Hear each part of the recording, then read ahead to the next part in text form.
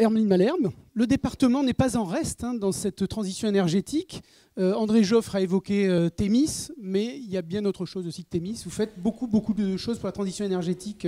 sur le plan départemental. Oui, tout à fait, mais d'abord je voudrais remercier à la fois Carole Delga, notre présidente de région, et André Joffre, le président du pôle Derby, parce que si on se retrouve aujourd'hui avec à l'université donc un lieu de formation et de recherche qui est fondamental aujourd'hui, et on peut dire encore plus après la crise qu'on vient de traverser. Donc avec les élus que je viens de citer, l'université, et bien sûr Jean-Marc Pujol, qui est à la fois maire de Perpignan et le président de la communauté urbaine, avec tous les acteurs qui sont là en face de moi, et je cite bien sûr la vice-présidente, j'allais dire aux énergies renouvelables, mais pas que, Agnès Lanzuine, accompagnée de Cathy Floutard et de Eliane Jaricki, et bien sûr tous les acteurs économiques qui sont présents sur tout le territoire du département, puisqu'il y en a qui viennent des hauts cantons. Bref, on voit là qu'on est dans un lieu où on sait parler d'énergie renouvelable, mais surtout, on sait comment on les met en œuvre. Alors, c'est vrai qu'aujourd'hui, on parle beaucoup du solaire, mais on a aussi toutes les autres énergies renouvelables, et vous le savez, puisque le train jaune,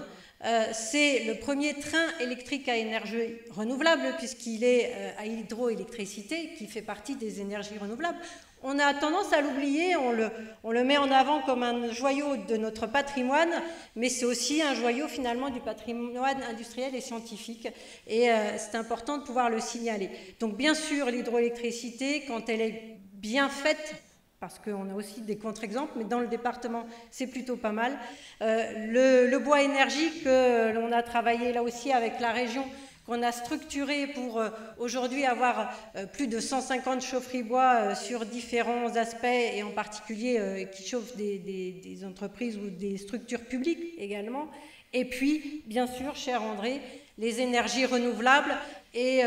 avec Carole Delga, on structure Thémis, puisque le département peut rester propriétaire du site, et tu le rappelais avec Christian, vous avez réussi à le sauver du désastre, si je puis dire. Et je me rappelle quand j'y suis allée, c'était 3 ans plus tard, 2008, puisque je prends les rênes du développement durable à l'époque au département, et c'était toujours presque dans le même état pour ce qui est des bureaux, donc je n'en reparlerai pas, c'est du passé, et aujourd'hui on est tourné vers l'avenir. Mais n'empêche que c'est effectivement un lieu où on peut faire à la fois de la recherche et développement directement, de la recherche pratique pour les entreprises, de la formation, du tourisme scientifique, et tout cela, bien sûr, en structurant avec la région comment on peut en faire un joyau encore plus important. Donc forcément, Thémis reste l'un des joyaux qui fait regard avec Perpignan, puisqu'on est un peu plus haut, mais Perpignan sans Thémis et Thémis sans Perpignan, eh ben, ça ne fonctionne pas bien. Donc on sait que tout ce qui peut être fabriqué, mis à l'honneur, ça passe par Perpignan quand on est aussi à Thémis. Et puis, on l'oublie parce que là, on est sur la dimension scientifique, la recherche, la formation, l'économie. Mais n'empêche que si on parle des énergies renouvelables, et si à côté de ça, on ne parle pas de l'usager, du quotidien, des besoins, et ça rentre aussi dans cette dimension sociale. Vous savez, quand on fait du logement social et qu'on diminue les charges par plus de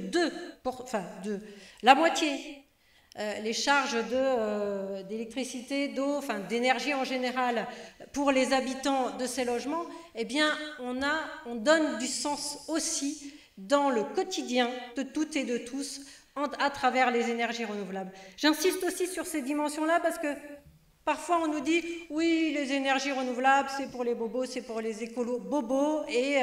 c'est pas pour tout le monde. Eh bien si, les énergies renouvelables et tout ce qu'on fait autour du climatisme, quand on isole les logements, quand on travaille avec cette vision du développement durable, eh bien c'est pour tout le monde et en priorité pour ceux qui sont les plus en difficulté. Et ça, c'est tout le sens du département des Pyrénées-Orientales, en lien bien sûr avec le pôle Derby, et même si on ne peut plus être au même niveau, puisque la loi NOTRe en a décidé ainsi pour les départements, on reste très présent et je remercie toute l'équipe avec le directeur aussi au pôle Derby, parce que cette dimension dont je viens de parler, elle est tout aussi importante et elle permet aussi d'apporter tout ce qui est structure. Et juste en anecdote, quand André Joffre avec toute l'équipe fait, et vous y étiez déjà, la conférence Derby autour de l'autoconsommation et des blockchains, on dit banco, et 2 ans plus tard, on a des exemples qu'on réalise sur un certain nombre de bâtiments ou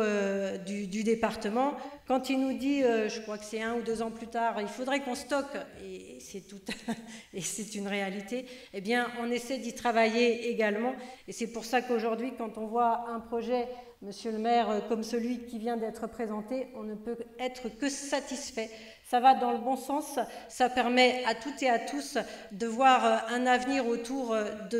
du développement durable et de l'écologie, justement, mais adapté à toutes et à tous, là encore, et ça, pour nous, c'est fondamental. Donc, merci d'abord